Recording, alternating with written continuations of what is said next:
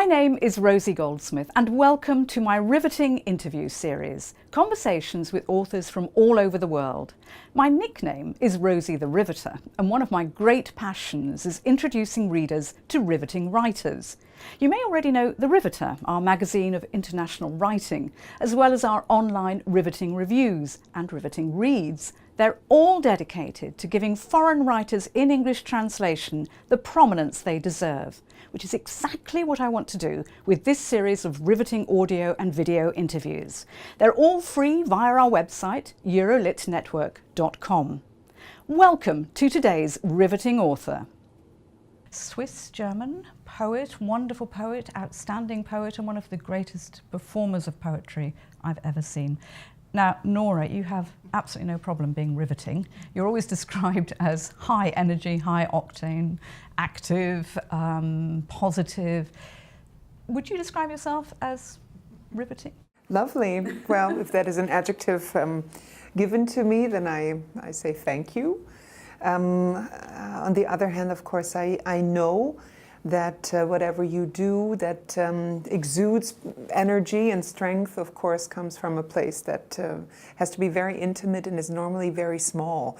You just need to be able to fill this space and to actually transport something more out of it. Normally I consider myself a good listener, someone who is fairly quiet, but who then is able to take some of the energy I'm given to, or that is given to me by the people that I'm allowed to listen to.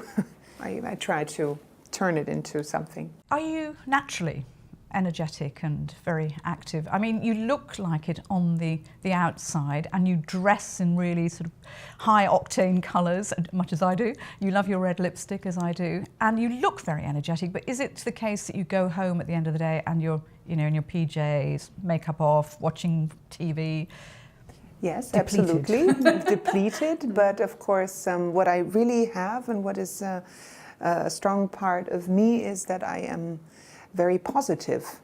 It seems that even the worst things I can somehow transform into something almost funny, which sometimes, especially in a German realm and situation, gets you a lot of criticism. And the element of comical behavior and comical approach and also of humor is, especially for women, almost a no-no when it comes to poetry especially. What would you say of all those things, the poetry, the film, the libretti, all the things you do, what would you say is the underlining passion, if you like, the foundation garment? The poetry, absolutely. The poetry, and having had the pleasure of having had a reading mother, a mother who read to me. And a lot of people mention that my father must have been of some influence to me as a writer, but honestly it was my mother, well-structured, always with a purpose, and introducing me to several poets and many fairy tales. And yeah, I'm a reader's daughter. Your parents were, as you say, very influential, and your father is a very famous poet, Rosie Goldsmith. Is that a blessing or a curse to have a famous parent? Writing and dealing with all products of fine art and visual art was always extremely important. So I felt honored and had no real problem with it, but I understand that my brothers had. So I have 7 brothers and they all went into a very different direction. Now, you've lived all over the world. You've lived in the United States, you've lived in Switzerland, Germany and so on. You're Swiss-German. Do you see yourself as any particular nationality? Well, when I was in Japan, I realized that I'm not very Japanese. When I lived in Russia, I realized that I was a woman. That was an interesting thing because the Russian women approach you and they tell you, well, you need to dress up more like a woman. There was a time when I didn't use any makeup and had a couple of reservations about how to, walk about in this strange surrounding. But I loved the country and I realized that I might have parts of a Russian soul. I like this intimate time when you are still figuring out things around you, but you're already realizing, okay, the path leads to understanding more and more and to getting more acquainted with everything. The older and wiser, presumably, who knows, I get, hopefully, I realize that I am in this sense very German, that I am following a tradition that has to do with German poetry and romanticism that is extremely important for me. And I am not stuck with the German language, I'm not bound to it, but I am more and more falling in love with it. Do you find it difficult to find that quiet space to write and connect with language in the way that you need to? Yes, that's why I feel so fortunate that I get to travel a lot and that I get to stay at different places. I almost need this, and if it happens, I appreciate it. Nora, let's talk about your poetry and the various topics, themes, and the language you use. How do you approach writing your poems? A lot of it comes from listening and being able to be an observer of life and of what's going on. And so I realize that my writing is always, I guess, some kind of an espresso of all the other beans that are being spilled and all the other coffee that is being produced. I really try to, with the poems especially, to create an extractum of something of a greater amount. I counted it. I have 12 days and 12 nights each year in which I produce poems. And then with this production over 2 years, I approach my publishers and ask whether we can put some kind of a parentheses around these, let's say, anything between 70 to maybe 85 poems, and that is then a new book. And what subjects are you writing about? Well, I started to explore more and more of my family history, which spans from Bolivia to Auschwitz in Poland in the 40s. Did you lose family in the Holocaust? No, quite the opposite. My grandfather was an SS officer, and he was not stationed in Auschwitz, and he was not working there, but of course he was somewhat of a collaborator, and he was also a déserteur. He ran away from the front line when he was at one point put into the front line in Russia, and made his way home before the end of the war, and he was kept in hiding. And then he was very early denazified as a doctor, and because he must have had some help, and also himself being a help to a Jewish gentleman who was afflicted with diabetes. So my grandfather at some point had the chance to provide this man with insulin. So this is something that you and your family have had to deal with. And I realized my generation, I'm now heading straight onto 40, we're not talking about it as much anymore. And in my family, it is due to my mother that everything is very out in the open. She used it, she used the research on her father, my grandfather, as a therapy in a way. It really helped both of us also to connect, to go on this research trip. For a couple of years we went to different archives and researched, and we found out horrible but also very consoling things. He was a good Nazi, a good man and a Nazi. I can now understand why I find your poetry so moving, because you've told me this. It's really interesting. But you say you don't write that many poems, but each poem you write then takes on another life in another form, because you're performing a lot, which is a life in itself. I appreciate you saying that. And also your poems are then taken up by other artists, and you collaborate a lot with other artists. Let's talk first of all about the performance. I'm not sure, though, that this is performance. What would you call it? Being true to the word. The moment you get on a stage and the moment you pay respect to an audience, you really better get it together, and you try at least your best to transport everyone in the room to where the words live. Do you enjoy it? I do, very much so. Now that I'm 39, I actually know that it's a good decision that I didn't become an actor, because being a poet gives me way more freedom, and it allows me to build and set the stages that I long for and that I want for the words. May them be written by myself or another poet who I have the pleasure to recite.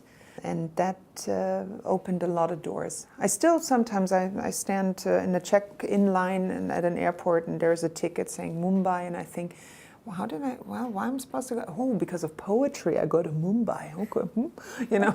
So, no, it's... Why this constant collaboration? You know, you're obviously not happy with just doing one thing, like a straightforward traditional poetry book. Realizing that my father, now as a 94-year-old poet, has been in the field of literature and the arts in Germany and Switzerland and pretty much internationally over 70 years, I realized that it is very important to acknowledge who lives at the same time that you are living and that you are productive in, and to pay your respect and to make other people also as visible as you would like to be, maybe. And lifting the others lifts yourself. And of course, I enjoy seeing so many other artists being so productive at the moment. I truly believe that the artist is one form of being that is not only productive, but is extremely important in the range of all productivity when it comes to looking at all forms of existence. I believe that the artist is a driving force and calls us out on what we're doing wrong in society, for example. There is this power in artistic productivity. Nora, you live most of the time in Germany now, in Bamberg and Bavaria, and you are the artistic director of a very famous arts institution there, Villa Concordia. You're also Swiss. How would you describe what's going on in both those countries as far as literature and poetry is going? Is it a good time? There have been big changes in the reception of poetry since Germany and Switzerland and Austria have adopted Poetry Slam. Just saying this. Pretty much started in the early 90s, and it has already gone through several waves and hit Paramounts and gone down again. And I was then one person, and there were only a couple of women at that time when I started. I think there were 5 of us altogether in all of Germany that were known and were also traveling around. And we performed with great aplomb, I think. We were so willing and ready to get on these stages to show something that we thought of that was poetic and integer. And what about Switzerland? Is that a country you feel close to? Performance artists touring in Germany, in Austria, and in Switzerland, they always say that Germany has the most stages, Austria has the best audience, super quick to understand, super quick to follow, absolutely awake, and Switzerland has the most money. And the best chocolate. And best chocolate, the nicest watches and all of that. They're producing a continuous line that is extremely beneficial to an understanding that art needs to be an integral part of education, general education. If we talk about humanism, we need the arts. Nora, would you be kind enough to read us some poems? I have the great pleasure of being invited to London, where we are meeting today, with this new book. It's a collection of poetry which is translated by Annie Rutherford, and Annie also is the one who took from 8 different volumes of poetry the poems she liked best. And so she translated them, and they have been published here with Burning Eye Books, and what an honor. Das Herz, eine Artischocke, Mango groß und blau fleckfarbig, kann geschält und freigelegt werden Schicht für Schicht. Wird staunend wahrgenommen ob ihrer Größe, könnte Eden beherbergen zwischen den Lungen, ward verdeckt von der Rippe, aus der die Apfelesserin geschnitzt.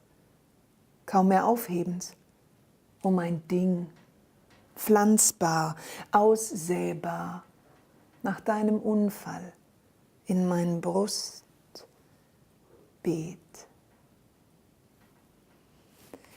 This poem is dedicated to a friend who died when she was 25, and she had a heart transplant when she was 14 years old. So she lived 11 years longer than life designed it, and so it was my pleasure to get to know her.